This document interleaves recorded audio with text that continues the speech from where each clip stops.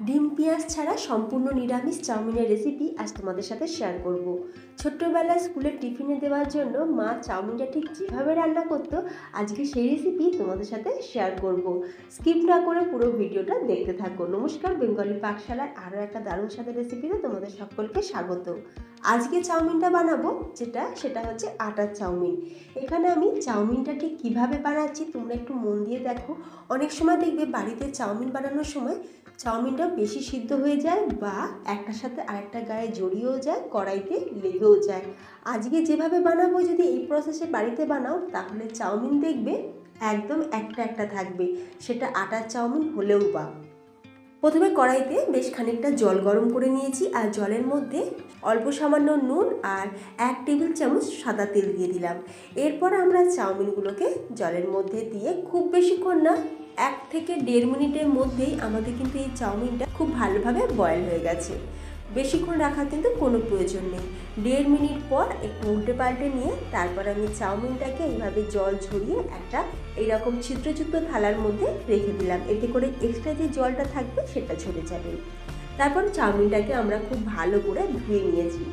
ঠান্ডা জল দিয়ে ভালো করে ধুয়ে নেওয়ার পর এখন চাউমিনের মধ্যে একটু আমরা সাদা তেল ভালো করে মাখিয়ে নেব।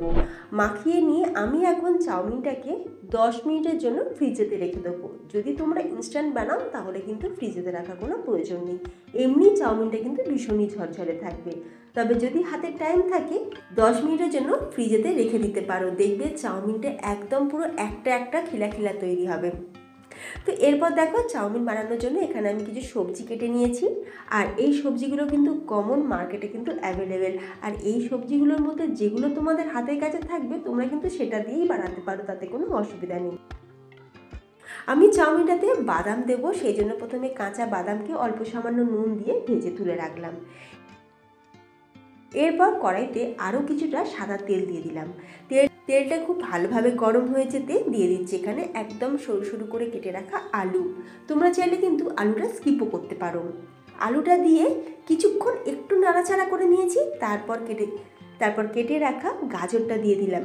আর চাউমিন রান্নাতে আমি সব সবজিগুলোই কিন্তু লম্বা লম্বা করেই কেটেছি, কারণ চাইনিজ রান্নার জন্য এই সবজি কাটিংটাই কিন্তু মেন। রান্না হতে কিন্তু বেশি সময় লাগে না, কিন্তু এই কাটিংটা করতে টাইম একটু লেগে যায়। একে একে প্রথমে যে সবজিগুলো কুক হতে টাইম বেশি লাগে সেই সবজিগুলো আগে দিয়ে দিলাম, যেমন আলু, গাজর, বিনস, এগুলো আগে দিয়ে কিছুক্ষণ একটু ভাজা ভাজা করে নিয়েছি। তারপর দিয়ে দিচ্ছি বাঁধাকপি। তোমাদের হাতে কাছে যদি ফুলকপি থাকে তাহলে সেটাও দিতে পারো, মাকেও দেখেছি ফুলকপি দিত। এরপর ক্যাপসিকামও দিয়ে দিলাম, একটু টমেটো দিয়েছি। আজকে চাউমিনটা বানাচ্ছি একদম নিরামিষ, সেই জন্য টমেটো সস বা চিলি সস আমি কোনো রকম সসেরই ব্যবহার করব না। মার্কেটে যে কোনো ধরনের সসেতে কিন্তু পেঁয়াজ রসুন থাকেই, তাই সস ছাড়া বানাবো, সেই জন্য একটু টমেটো দিয়ে দিলাম, এতে করে একটু টক ভাব আসবে। এরপর সবজিগুলো যখন বেশ মোটামুটি 60% মতন ভাজা ভাজা হয়ে যাবে, দিয়ে দিচ্ছি এখানে কুচি করে কেটে নেওয়া আদা। মাকেও দেখেছি নিরামিষ চাউমিনেতে আদা ব্যবহার করতে।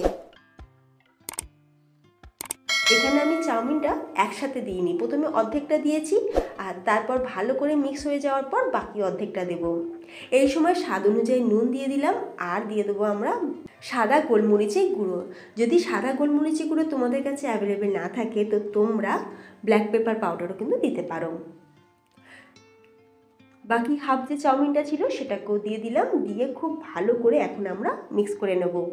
এই যে দেখো ফ্রেন্ডস, দিয়ে দিচ্ছি এখানে সাদা গোলমরিচের গুঁড়ো, অল্প সামান্য একটুখানি আমি হলুদ দিয়ে দিলাম।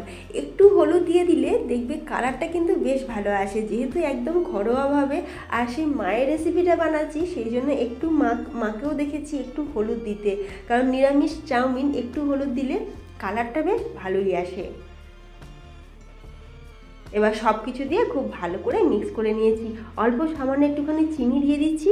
আর দেখো এই যে একটা মশলা, এই মশলাটা আমি অ্যাড করছি।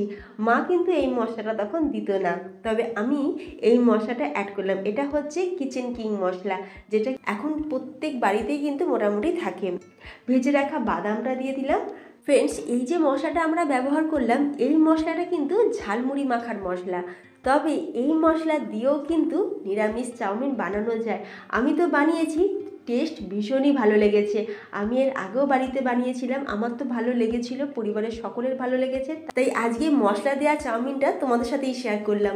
এইরকম কিচেন কিং মশলাটা তোমাদের হাতে কাছে যদি থাকে তাহলে তোমরা কিন্তু অবশ্যই সেটা একবার দিয়ে দেখো, টেস্ট কিন্তু দারুণ আসে, সাথে ফ্লেভারটাও খুব ভালো আসে। চাউমিনটা আমাদের রেডি হয়ে গেছে, ওপর থেকে শসা একটুখানি ছড়িয়ে দিয়েছি আর দিয়েছি একটু কাসুন্দি। কাসুন্দি দিয়ে চাউমিন খেতে কিন্তু বেশ ভালো লাগে। আমার বাড়ির বাচ্চা থেকে বড় সকলেই কিন্তু নিরামিষ দিনেতে এই কাসুন্দি দিয়েই চাউমিনটা খেয়ে থাকে, খেতে ভীষণ ভালো লাগে। ডিম পেঁয়াজ ছাড়া এইরকম চাউমিন বানিয়ে তোমরা বাচ্চাদের স্কুলে টিফিন বক্সও যেমন দিতে পারো, তেমনি সকালের জলখাবারও কিন্তু বানিয়ে খেতে পারো, দারুণ টেস্টি হয়। তো তোমাদের কেমন লাগলো আজকের এই আমার মায়ের রেসিপি নিরামিষ চাউমিন, অবশ্যই আমাকে কমেন্টে জানিও। রেসিপিটা ভালো লাগলে একটা লাইক দিতে যেমন ভুলবে না, তেমনি যদি চ্যানেল নতুন বন্ধু হয়ে থাকো তাহলে প্লিজ চ্যানেলটি সাবস্ক্রাইব করে পাশে থাকা বেল আইকন প্রেস করে রাখবে আমার অল ভিডিও আপডেটের নোটিফিকেশন সবার আগে পাওয়ার জন্য। তাহলে ফ্রেন্ডস, আজ আসি, দেখা হবে নতুন কোনো রেসিপির সাথে। ভালো থাকবে, সুস্থ থাকবে, ধন্যবাদ।